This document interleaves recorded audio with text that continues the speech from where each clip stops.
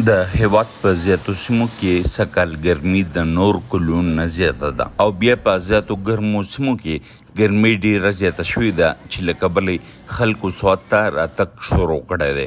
زیات خلک چې سوات ته راشي نو د ګرمۍ په موسم کې اول د سوات د سیند په غاړه فضاګټ ته ځي او د سیند په غاړه د یخو هواګانو نه خوندونه اخلي. دا چارسدې نه راغلی یو تن وایي چې هلته ډېره زیاته ګرمي ده. دلته دې نه راغلي چې یخې هواګانې دي، ښکلی موسم دی، یخې اوبه دي، بس ډېر سکون سړي ته محسوسېږي.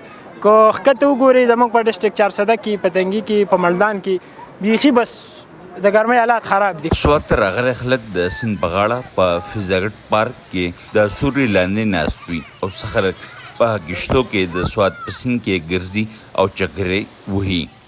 د فضاګټ پارک سره د سوات د سیند نه راوتی نهر کې هم خلک او زیاتر ماشومان لامبي. کور کې نور نشم کېناستی، ګرمي وه. فضاګټ پارک ته لاړ شو، لامبل له راغلی یم. موسم ډېر ګرم دی، ولامبل بس دلته راغلي یو او پارک ته ډېره زیاته ګرمي وه. زه یم دا ملګري مې دي کور کې بس نور نشو کېناستی. د بهر سیمو نه راغلي تنان او د هغوی بچي هم د یخ اوبو په نهر کې لامبي.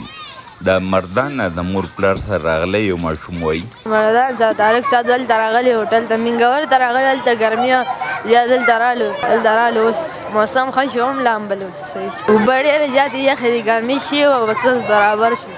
د فضاګټ نه علاوه راغلی خلک مرغزار، ملم جبیه، میادم، مدین او ګبنجبې ته هم ځي او د هغه ځای د یخ موسم نه خوندونه اخلي.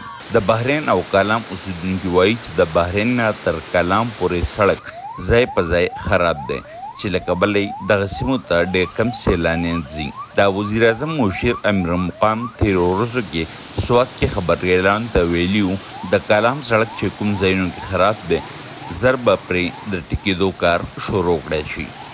فیاض ظفر، وایس آف امریکا، دیوا، سوات.